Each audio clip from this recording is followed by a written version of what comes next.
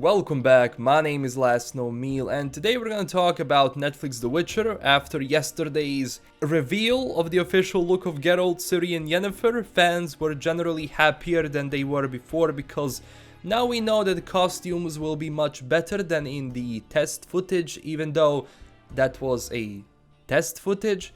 People seem to forget that. Now yes, I am not blind. I know Yennefer, for example, had a controversial casting and for some it's a big no. And yeah, she really has to nail the role for people to finally accept it. But look, these people were not picked up from the streets. Brits have some of the best acting schools in the world. So I doubt that the acting part will be bad, but we will have to wait and see. I am more concerned about her age gap. She definitely looks a lot younger. And, you know, if you look at Ciri and Yen, for example, they look like they're kinda there, but at the same time, I really don't have huge issues that they change the character. Would I like a different actor? Definitely yes. I mean, a different actress? Definitely yes. But it doesn't mean I'm not going to give her a chance to show what she has to show. And I'm certain that, at least on her part, she is going to do a good job. But we have another thing that sparked a lot of attention, and that is the sword. Yes, exactly, the sword, not swords. One major question was, why only one? Well, first off, this is based on the books, even though some decisions don't make it that way, but it's not based on the video game. Video games had to choose that option for the sake of gameplay and fluidity. Would you go to Roach every time you wanted to take a silver sword? Because in the books, Geralt doesn't carry two swords all the time at the same time. There are a couple of reasons why. In the games, Roach's inventory and yours is connected, so the game is not realistic in that gameplay aspect where you have to get the sword, carry it back to Roach, pick it up again, blah blah blah. This is not outward. And yes, Geralt became an iconic character in the games with two swords, steel and silver one.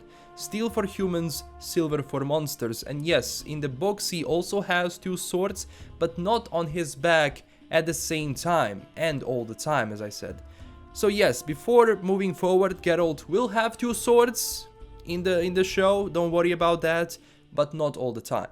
Even the showrunner Lauren Schmidt confirmed it by describing Geralt on one of her tweets, saying that yes, he only carries one sword until, wait for it, well, he needs another one. Now, in the promo photos, I am not sure if this is silver or steel. The hilt of the sword is definitely a bit, tilted, and that makes it out as silver. Usually in the video games, as I said, the hilt of the steel sword is not bent, and silver sword has a curved hilt, and this one has it as well, but I really can't decide.